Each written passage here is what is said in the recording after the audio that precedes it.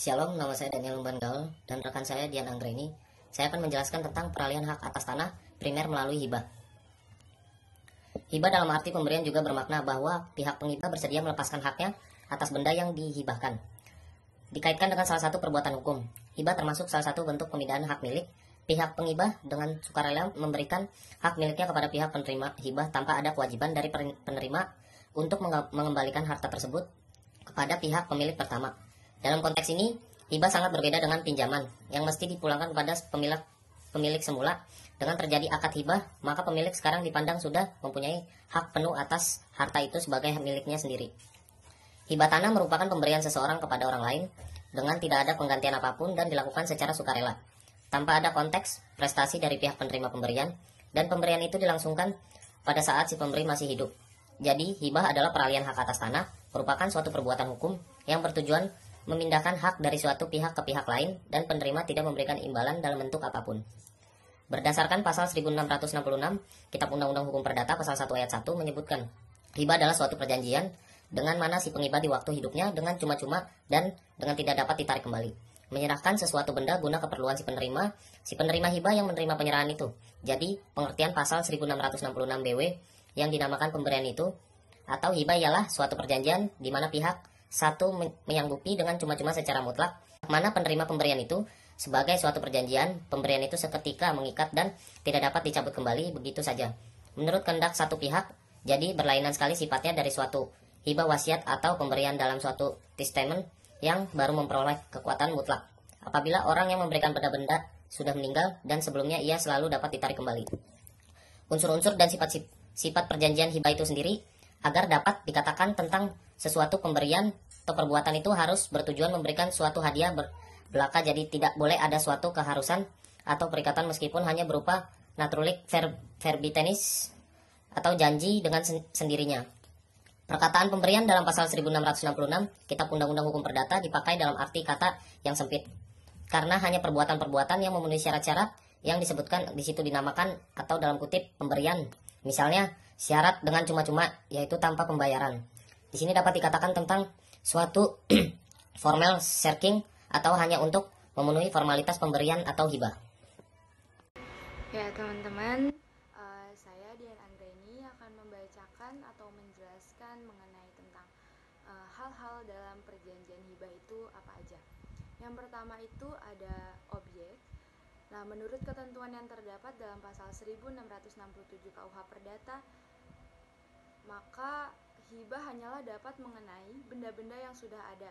Nah, jika hibah itu meliputi benda-benda yang baru akan ada di kemudian hari, maka sekedar mengenai itu hibahnya batal. Dari ketentuan yang terdapat dalam pasal di atas, maka dapat diketahui bahwa perjanjian hibah adalah benda yang sudah ada, baik berupa benda bergerak maupun benda tidak bergerak. Nah, yang kedua itu larangan. Hal-hal yang tidak boleh dilakukan dalam penghibahan adalah sebagai berikut. 1. Kitab Undang-Undang Hukum Perdata pasal 1668 menyebutkan si penghibah tidak boleh memperjanjikan bahwa ia tetap berkuasa untuk menjual atau memberikan kepada orang lain suatu benda yang termasuk dalam hibah. Hibah semacam itu sekedar mengenai benda tersebut dianggap sebagai batal. Yang kedua, Kitab Undang-Undang Hukum Perdata pasal 1670 menyebutkan suatu hibah adalah batal jika dibuat dengan syarat bahwa si penerima hibah akan melunasi utang-utang atau beban-beban lainnya selain yang dinyatakan dengan tegas di dalam akta hibah sendiri atau di dalam suatu daftar yang ditempelkan padanya. 3. Dalam Kitab Undang-Undang Hukum Perdata pasal 1678 menyebutkan dilarang adalah penghibah antara suami istri selama perkawinan.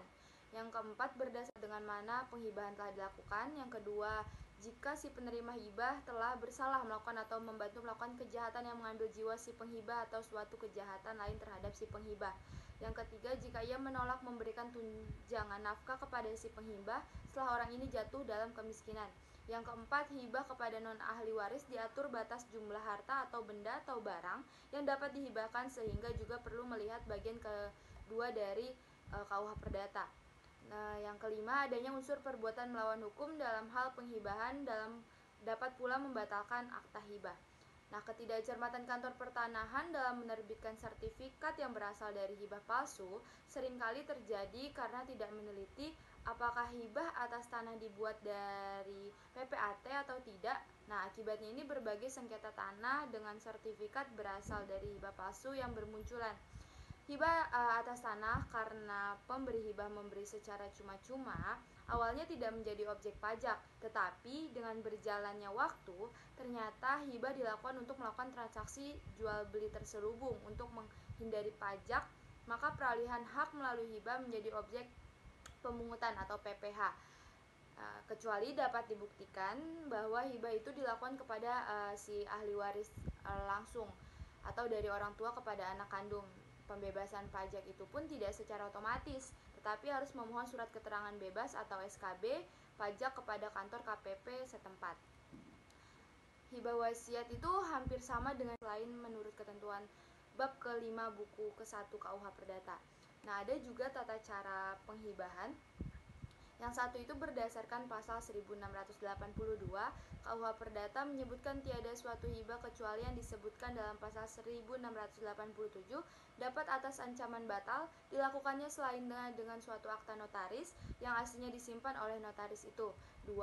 Berdasarkan pasal 1683 KUH Perdata menyebutkan tiada suatu hibah mengikat si penghibah atau menerbitkan suatu akibat yang bagaimanapun selain mulai hari penghibahan itu dengan kata-kata yang tegas telah diterima oleh si penerima.